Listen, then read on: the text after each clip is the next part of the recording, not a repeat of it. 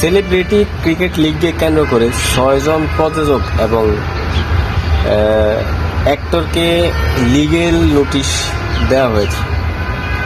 এই লিগেল নোটিশটি আসলে মূলত কী কারণে দেওয়া হয়েছে সেটা হচ্ছে তারা আসলে খেলার নামে যে অশ্লীলতা ছড়িয়েছে, আসলে এই খেলা বাংলাদেশের যে কালচারাল ইস্যুগুলো আছে, যেটা কালচারাল ইস্যুগুলোর সাথে কোনোভাবে ম্যাচ করে না।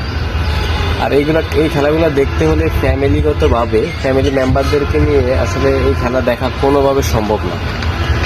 এই বিষয়গুলোকে কেন্দ্র করে একটা অশ্লীলতা ছড়িয়েছে। ইভেন যারা খেলাকে প্রচার করতে গেছে বিভিন্ন মিডিয়া, তারা আসলে খেলা প্রচার করছে না অন্য কিছু প্রচার করছে, এটা আসলে আপনারা ভিডিওগুলো দেখলেই বুঝতে পারবেন। এটা নিয়ে একটি লিগেল নোটিশ জারি করা হয়েছে। তো আসলে আমরা যদি বাংলাদেশকে মনে করি যে বলিউড বা টলিউড বা হলিউড, এরকম চিন্তা আমাদের করা ঠিক না। কারণ বাংলাদেশে একটা কালচার আছে, কালচার মেনটেন করে চলচ্চিত্র নির্মাণ হয় এবং চলচ্চিত্র শিল্পীরাও একটা কালচার মেনটেন করে সমাজে চলতে হয়। কিন্তু আমরা দেখতেছি যে এই বিষয়গুলো মেনটেন তো দূরে থাক, ডে বাই ডে খুব বাজে অবস্থা। আর যারা যেই শিল্পীরা মানে নিজেদের এই অশ্লীলতা ছড়াইছে, তাদের আসলে ভ্যালুলেস, তাদের আসলে পারফরমেন্স আরও ভালো না এবং তারা তেমন একটা মিডিয়াতে চান্সও পায় না, সুযোগও পায় না।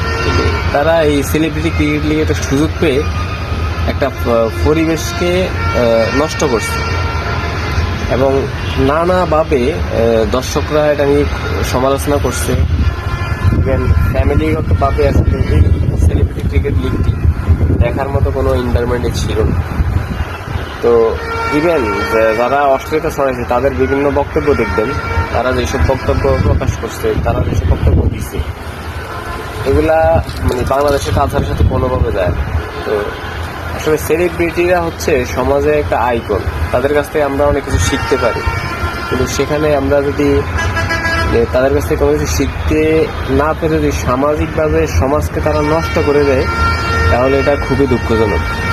তো এই বিষয়গুলোকে কেন্দ্র করে তাদেরকে একটি লিগেল নোটিশ জারি করা হয় এবং তাদেরকে এটা জবাব দিতে বলে এবং ভবিষ্যতে যাতে এই ধরনের অশ্লীলতা ছড়িয়ে কোনো সামাজিক টুর্নামেন্ট হোক বা কালচারাল কোনো প্রোগ্রাম হোক, বাংলাদেশের কালচারের সাথে মিলে যেই সব কাজ করা যায় সেটিকেই মেনটেন করে কাজ করতে হবে। যদি এইভাবে তারা চলতে থাকে তাহলে তাদের কাছ থেকে আমরা কোনো কিছু শিখতেই পারবো না। ইভেন সমাজ আরও নষ্ট হবে, আরও বাজে পরিস্থিতি দিয়ে যাবে এবং আগামী যে ভবিষ্যৎ প্রজন্ম আছে তারাও নষ্ট হবে। দর্শক, আমাদের ভিডিওগুলো ভালো লাগলে আমাদের ফেসবুক পেজটি ফলো দিয়ে দিবেন এবং ইউটিউব চ্যানেলটি সাবস্ক্রাইব করে দেবেন। সবাই ভালো থাকবেন। আসসালাম।